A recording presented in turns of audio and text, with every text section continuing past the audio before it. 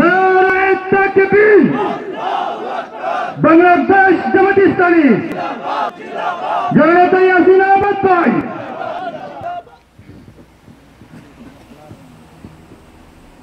আলহামদুলিল্লাহি রাব্বিল আলামিন, আসসালাতু ওয়াসসালামু আলা রাসূলিহিল আমিন ওয়া আলা আলিহি ওয়া সাহবিহি আজমাইন।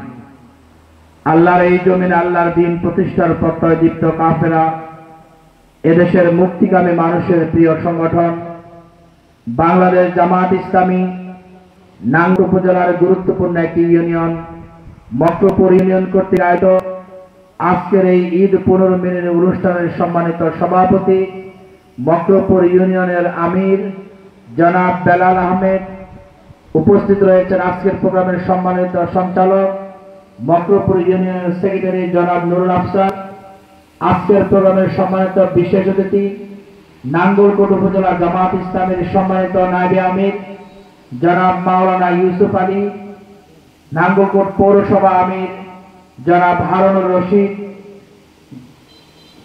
নাঙ্গলকোট উপজেলা জামাত ইসলামীর সম্মানিত নায়েবে আমির, সম্মানিত জননেতা জনাব মাওলানা এস এম মহিউদ্দিন, উপস্থিত রয়েছেন নাঙ্গলকোট পৌরসভা জামাত ইসলামের আমির জনাব হারুনুর রশিদ সহ বিভিন্ন পর্যায়ের নেতৃবৃন্দ, সম্মানিত মক্রপুরবাসী, আসসালামু আলাইকুম ওয়া রাহমাতুল্লাহ।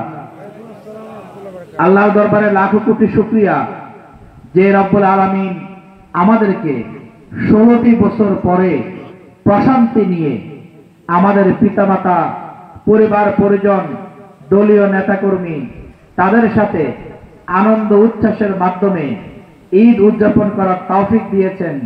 এই জন্য কালিমাতুশ শুকর আদায় করছি আলহামদুলিল্লাহ। 16 বছর পরে ঈদের নামাজ শেষে যখন পিতার সাথে কোলাকুলি করছিলাম, প্রশান্তিতে চোখের পানি চলে আসছিল, আর মনে হচ্ছিল বিগত 16টি বছরে আগের রাত্রে পুলিশ বাড়িতে এসে দাঁড়িয়ে থাকতো, জিজ্ঞেস করতো আপনাদের সন্তান এসেছে কিনা, কিংবা অন্য সময় যদি বাড়িতে আসি 5 মিনিট পরে আমি চলে যাওয়ার দেখা যেত পুলিশ বাড়িতে এসে হাজির হয়ে যেত। শুধুমাত্র আমি নই, বাংলাদেশের প্রান্তরে প্রান্তরে, গ্রামে গঞ্জে, প্রতিটি এলাকায় এরকম অসংখ্য বনি আদম ছিল যারা বিগত 16টি বছরে পিতা মাতা, সন্তান সন্ততি, স্ত্রী তাদের সাথে ঈদ উদযাপন করতে পারেনি, ঠিক কিনা? কেন পারেনি? এদেশে যারা বিগত 16টি বছরে জনগণের ভোটাধিকারকে হরণ করে একনায়কতন্ত্র করে বেশিরভাগ স্বৈরাচারী কায়দায় শাসনতন্ত্রে বসেছিল, তারা বন্ধ করে নল দিয়ে জেল জুলুম নিপীড়ন চালিয়ে আয়নাঘর সৃষ্টি করে বিরোধী রাজনৈতিক নেতৃবৃন্দকে হয়রানি করে, গ্রেফতার করে, হত্যা করে তারা এদেশে ত্রাসের রাজত্ব কায়েম করেছিল, ঠিক কিনা? আজকে যারা সে সময় ত্রাসের রাজত্ব কায়েম করেছিল, আজকে তারা কোথায়? তাদের এত দোর্দণ্ড প্রতাপ কোথায় গেল? তাদের সাথে তো র্যাব ছিল, পুলিশ ছিল, বিডিআর ছিল, সেনাবাহিনী ছিল, তাদের প্রভু রাষ্ট্রে ভারত ছিল, তারপরেও তারা কেন পালিয়ে গেল? কারণ আল্লাহ রাব্বুল আলামিন কোরআনে বলেছেন, ওয়াতিলকাল আইয়ামু নুদাউলুহা বাইনান নাস, আল্লাহ মানুষের মাঝে অবস্থার পরিবর্তন করেন। আল্লাহ ঘোষণা দিয়েছেন, ওয়াল্লাহু লা ইউহিব্বুজ জালিমিন, জালিমকে আল্লাহ পছন্দ করেন না। যদিও আমাদের সে সময়কার পলাতক প্রধানমন্ত্রী তিনি বলতেন, তিনি যে ক্ষমতায় আছেন এটা আল্লাহই তাকে ক্ষমতায় পাঠিয়েছেন, কিন্তু তার জানার কথা তিনি যে পলায়নপর হয়েছেন, পালিয়ে গিয়েছেন, এটা আল্লাহর ফয়সালা, ঠিক কিনা? জালিমকে আল্লাহ সুযোগ দেন, অবকাশ দেন, কিন্তু জালিমকে তার প্রত্যেকটি বারের জন্য মর্মন্তুদ শাস্তি পেতে হবে, তাকে কড়াই দণ্ডায় হিসাব দিতে হবে। কুল ইন্নাল মাউতাল্লাযী তাফিরুনা মিনহু ফাইন্নাহু মুলাকীকুম সুম্মা তুরাদ্দুনা ইলা আলিমিল গায়ব, যারা মৃত্যু থেকে পালিয়ে থাকার চেষ্টা করে তাদেরকেও মৃত্যু আলিঙ্গন করবে। সুম্মা তুরাদ্দুনা ইলা আলিমিল গায়ব, অতঃপর যার প্রতি তারা বিশ্বাস স্থাপন করত না, তাদের হিসাব নিকাশ দিতে হবে, বিশ্বাস করত না, সে আলিমুল গায়বের কাছে তাদেরকে হাজির করা হবে। তার জীবনের প্রত্যেকটি হিসাব কিতাব পাই পাই করে আদায় করবে, ঠিক কিনা? জাতিসংঘ যে তদন্ত কমিটি করেছে, সেই তদন্ত নিরপেক্ষ তদন্ত কমিটিতে স্পষ্ট ভাষায় তারা বলেছে কাকে খুন করতে হবে, কাকে খুন করতে হবে তার নির্দেশ সরাসরি প্রধানমন্ত্রী শেখ হাসিনার পক্ষ থেকে নির্দেশ দেওয়া হতো, ঠিক কিনা? তারপর তিনি বলেন আমার অপরাধটা কি, আমার অপরাধটা কি? তিনি এত খুন করেছেন, এত লুট করেছেন, এত অর্থ পাচার করেছেন, আয়নাঘর সৃষ্টি করেছেন, ঘরে ঘরে চাকরির পরিবর্তে লাশ উপহার দিয়েছেন, তারপরেও তিনি বলেন তার অপরাধ কি? যিনি আপনারা বলেন বুঝতে হবে তিনি প্রকৃত অপরাধী, তিনি প্রকৃত খুনি, ঠিক কিনা? প্রিয় ভাইরা আমার, জালিমকে আল্লাহ পছন্দ করেন না। আমরা 16 বছর পরে তার প্রমাণ পেয়েছি, কিন্তু পরবর্তীতে আমরা যদি জালিম হই আমাদেরকেও কিন্তু তার পরিণতি ভোগ করতে হবে। কিংবা অন্য কোন দল যদি নতুন করে জালিম হওয়ার চেষ্টা করে প্রত্যেককে একই পরিণতি ভোগ করতে হবে, ঠিক কিনা? একটি বিষয় মনে রাখতে হবে, বন্দুকের নল দিয়ে বেশি দিন ক্ষমতায় থাকা যায়, র্যাব পুলিশের পাহারায় বেশি দিন সরকারের টিকিয়ে রাখা যায়, জনগণের ভালোবাসা কখনো পাওয়া যায় না, ঠিক কিনা? এদেশের ছাত্র জনতার যে আন্দোলন হয়েছিল সে আন্দোলনে আমরা দেখেছি অবলা বৃদ্ধ নারী পুরুষ শিশু রাজপথে নেমে এসেন, তার গিরে প্রদর্শন করেছেন, জুতা প্রদর্শন করেছেন, থুতু নিক্ষেপ করেছেন। বিশ্বের ইতিহাসে 16 বছর ক্ষমতায় থাকার পরেও জনগণ কর্তৃক থুতু নিক্ষেপ করা, বিকৃত দীর্ঘ ঝাড়ু পেটা করা আর কোন প্রধানমন্ত্রী বিশ্বের কোথাও পাওয়া যাবে না, ঠিক কিনা? কারণ এই 16 বছর তিনি জনগণের ভালোবাসা পাওয়ার কথা ছিল, জনগণ তাকে গ্রহণ করার কথা ছিল, তিনি বলেছেন উন্নয়ন করেছেন, জনগণ তার সাধুবাদ জানানোর কথা ছিল, কিন্তু জনগণ তাকে কেন এত ধিক্কার দিল, এত অপছন্দ করলো? তার মূল কারণ হচ্ছে তিনি জনগণকে ভালো না বেসে তিনি ভারতকে ভালোবেসেছিলেন, ভারতের জন্য সব কিছু উজাড় করে দিয়েছিলেন। তিনি প্রকাশ্যে বলেন ভারতকে যা দিয়েছি আজীবন তা মনে রাখবে, ঠিক কিনা? আপনার মনে আছে? প্রিয় ভাইয়েরা আমার, আজকের এই ঈদ পুনর্মিলনে আমাদের জন্য আনন্দের, আমাদের জন্য উৎসবের, কিন্তু ওই ব্যক্তিদের জন্য কখনো উৎসব হতে পারে না যারা মানুষকে জিম্মি করে, মানুষ হত্যাকে, মানুষের স্বামীকে হত্যা করে, পঞ্চে বিধবা করে দেয়, তারা কখনো তাদের জীবনে ঈদ আসতে পারে না, ঠিক কিনা? আজকে কেউ পালিয়ে যাওয়ার পরে হুমকি দেয় যে আমরা আসতেছি, তোরা পালাবি কোথায়? আরে বেটা, তুই নিজে পালিয়ে থেকে আবার হুমকি দিস, পালাবি কোথায়? আমরা 3 ভাষায় বলতে চাই, এই থেকে প্রত্যয় নিয়ে বলতে চাই, যারা খুনের সাথে জড়িত, গুমের সাথে জড়িত, যারা রাজনীতিকে প্রতিহিংসা করানোর কারণে আল্লামা সাঈদীকে হত্যা করেছেন, সাঈদী সহ অসংখ্য ওলামায়ে কেরামকে কারারুদ্ধ করেছেন, শীর্ষ নেতৃত্বকে ফাঁসির কাস্টে ঝুলিয়ে হত্যা করেছেন, এই দেশে তাদের আর কোন রাজনীতি চলতে দেয়া হবে না, ঠিক কিনা? এদেশে জামাত ইসলামের কথা নয়, এদেশের অপরাধ জনসাধারণের কথা। বিগত 16 বছরে শুধু জামাত ইসলামের রাজনৈতিক অধিকার কেড়ে নেয়, বিএনপির রাজনৈতিক অধিকার কেড়ে নেওয়া হয় নাই, এদেশের কোটি মানুষের অধিকার কেড়ে নেওয়া হয়েছিল, ঠিক কিনা? এদেশের ভোটারদের অধিকার কেড়ে নেওয়া হয়েছিল, ঠিক কিনা?